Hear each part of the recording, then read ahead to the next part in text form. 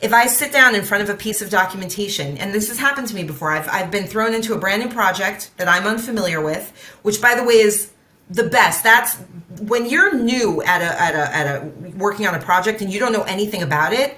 That's your purest kind of coming into something and being like, okay, I know nothing. So now I get to look at what is here already at the documentation, and I can go through this and be like, well, wait, if that's that way and this is this way, these don't, I'm missing. That's where you can spot the gaps really, really well as a dummy user. You know, I'll use I don't love that term because, you know, I don't want to call anyone a dummy or anything like that, but I've been a dummy user more than once, and it's an incredibly useful experience. So even going into, you know, a new project, like at Red Hat, for example, where it was not just a new product, a new company, it was also a new area of documentation that I never worked on before. It was highly technical, and I'm not a highly technical person.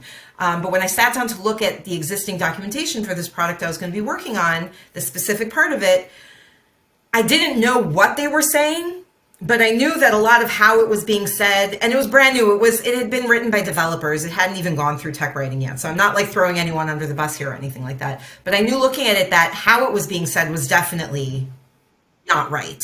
You know, there's a story being told in documentation. There's a story being told there of you can see the steps generally in at least in a big, in a macro way.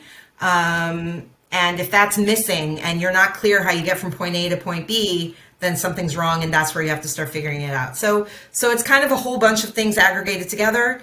Yeah. You just said that you use storytelling in your technical writing. How?